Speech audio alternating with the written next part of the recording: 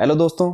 तो आज बात करते हैं सीएए के बारे में। आप काफ़ी जैसा कि आप लोग कई दिनों से सुन रहे होंगे सीएए। क्या है ये सीएए? सीएए है सिटीजनशिप अमेंडमेंट एक्ट। ठीक है। तो कहानी की शुरुआत होती है 1955 में। तो 1955 में कहा गया कि तक था कि भारत में एकल नागरिकता होगी। ठीक है। जो जिस व्यक्ति के पास भारत की नागरिकता होगी वो भारत की अगर अदर कोई किसी कंट्री की नागरिकता ले लेता है तो उसकी क्या होगी, भारत वाली नागरिकता समाप्त हो जाएगी। तो इस तरह के कई सारे तरीके 1955 में दिए गए थे। लेकिन मुद्दा इंपॉर्टेंट है कि भाई जो विवाद है वो किस बात पे है। ठीक है। तो 2019 में क्या हुआ कि जब ये प्रस्ताव पारित किया गया तो इसमें क्या बोला गया था, इसमें बोला गया जिसे हम शॉर्ट में सीएए कहते हैं। और ये कब पारित किया गया था? 11 दिसंबर 2019 को। ठीक है। ये प्रस्ताव पारित किया गया था। और इस कानून को पास कैसे किया गया था? संसद। कहाँ से किया गया था? संसद से किया गया था। और इस पे साइन किसके द्वारा किए गए थे? राष्ट्रपति। उस टाइम कौन थे राष्ट्रपति? थे उस टाइम रामनाथ कोविंद जी। ठीक है। जिन्होंने कि क्या कर दिया था, इस प्रस्ताव पे साइन कर दिया था। और साइन करके ये क्या हो गया, संविधान संशोधन हो गया था 1955 का। कब हुआ? 11 दिसंबर 2019 में। ठीक है। 1955 का एक्ट तो था ही, लेकिन उसके बाद क्या हुआ कि ये संशोधन किया गया 11 दिसंबर 2019 में संशोधित किया गया ये। ठीक है। और इसमें टर्म्स एंड कंडीशन क्या थी? तो इसमें क्या बोला गया था एक्चुअल में मैं आप लोगों को बता देता हूं कि इस कानून में बोला क्या गया था 2019 वाले में, जो अभी लागू किया जा रहा है। ठीक है। तो विवाद भी मैं आप लोगों को बताऊंगा इस वीडियो में, शॉर्ट में, बिल्कुल ज़्यादा गहराई में जाके नहीं। ठीक है। अच्छे से बता दूंगा, आपको समझ में आ जाएगा।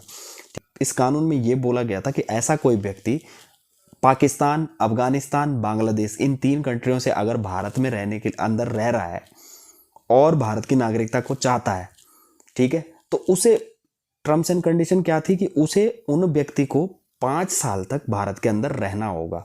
अगर कोई व्यक्ति बाहर से आया है, इन 3 कंट्रियों से होकर आया है, ठीक है, तो उसको क्या है, 5 साल के लिए क्या है, भारत के अंदर रहना पड़ेगा। और एक कंडीशन और थी कि 31 दिसंबर 2014 से पहले आया है जो, समझ गए, 31 दिसंबर 2014 से पहले आया हो उसे भारत की नागरिकता दी जाएगी। ठीक है। तो ये टर्म्स एंड कंडीशन रखी हुई थी इसमें।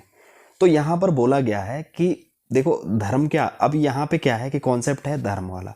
तो धर्म वाले कॉन्सेप्ट में क्या हुआ कि सभी धर्मों के लिए ये लागू होगा? नहीं।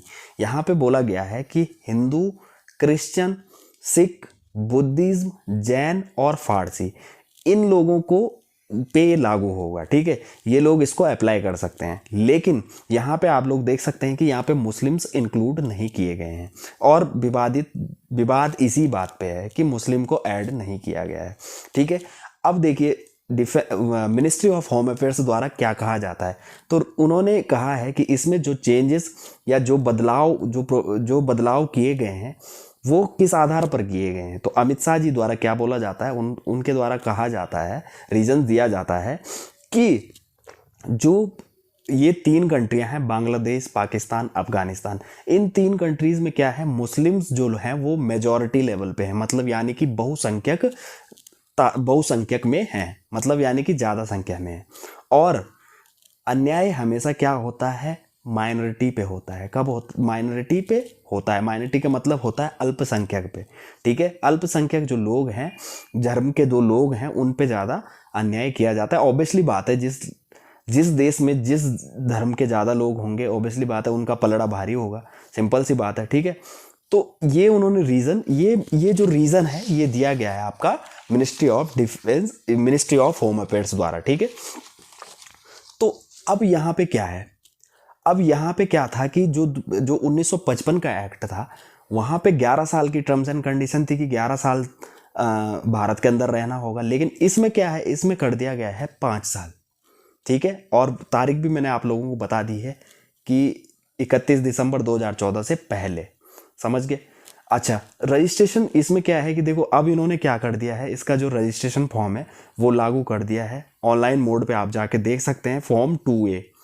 और इसके 2 पार्ट हैं, पार्ट फर्स्ट, पार्ट सेकंड। ठीक है। 2 पार्ट हैं जो कि फिल करने पड़ेंगे आप लोगों को। ठीक है। जिनकी टर्म्स एंड कंडीशन पूरी करके आप लोगों को नागरिकता प्राप्त हो जाएगी। तो ये था इसका कॉन्सेप्ट। अब विवाद क्यों है? तो विवाद इसीलिए है कि मुस्लिम को इंक्लूड नहीं किया गया है।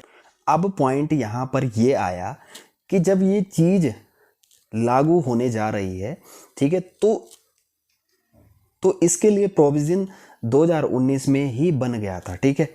लेकिन बहुत सारे राज्यों ने क्या बोला, बहुत सारे राज्यों ने बोला कि भाई अगर हम इसको अपने यहाँ पे लागू करते हैं, राज्यों ने कहा कि भाई इसे अगर हम अपने यहाँ पे लागू करते हैं तो हमारे यहाँ की जो डेमोग्राफी है वो क्या होगी, पूरी तरह चेंज हो जाएगी, ठीक है।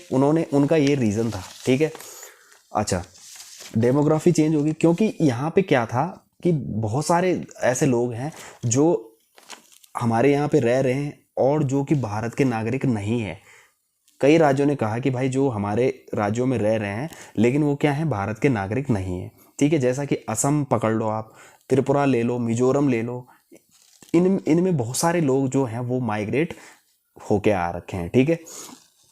तो यही दिक्कत थी। तो इस दिक्कत को दूर करने के लिए कैबिनेट ने फॉर्म जारी तो कर दिया है, ठीक है, जिसके अंदर नागरिकता भी दी जाएगी। क्या क्या प्रोविज़न है वो भी मैंने आप लोगों को बता दिए हैं। कौन कौन से धर्म के लोग कर सकते हैं वो भी मैंने आप लोगों को बता दिए हैं। क्या टर्म्स एंड कंडीशन है, कौन कौन से देश है। चलिए जानते हैं कि प्रॉफिट, इनसे क्या क्या फ़ायदे होंगे। इस फॉर्म को फिल करने के बाद, नागरिकता लेने के बाद उन व्यक्तियों को क्या बेनिफिट्स मिलेंगे।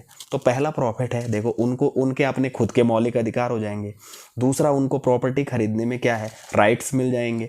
तीसरा है, जितनी गवर्नमेंट जॉब्स होंगी उनको वो अप्लाई कर सकते हैं, सिंपल सी बात है। चौथा, इनके बच्चों को स्कूलों में एडमिशन मिल जाएंगे, ठीक है। ये अपने बच्चों को आराम से पढ़ा कर लिखा सकते हैं, यहाँ पे भी इनको कोई समस्या नहीं होगी, ठीक है।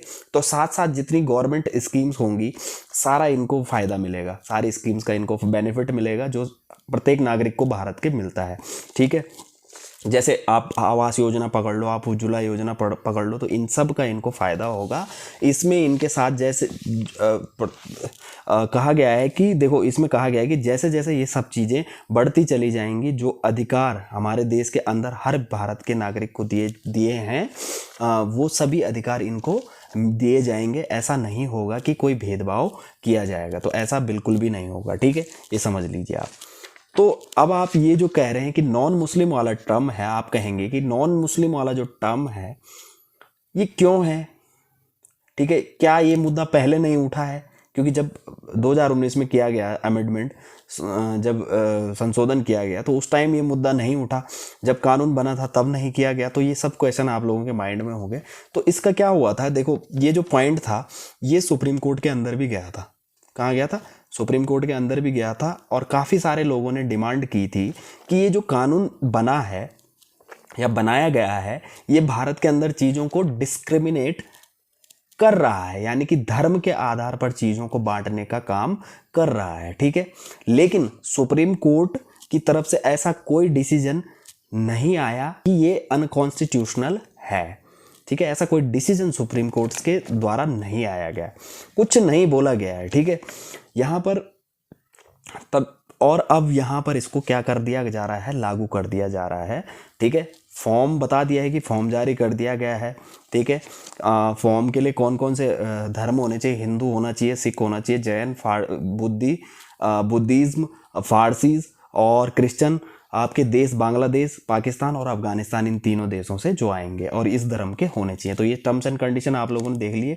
और बाकी ये 2019 में ये प्रस्ताव पास किया गया था और अब ये जाके ये लागू किया जा रहा है, ठीक है। तो यही था, इसमें सिंपल सा मैटर है कि मुस्लिम्स को इंक्लूड नहीं किया गया है, इसीलिए इसमें क्या है, हो रखा है, विवाद है, समझ गए। बाकी कुछ अपडेट होगा तो मैं आप लोगों को सूचित कर दूंगा। धन्यवाद।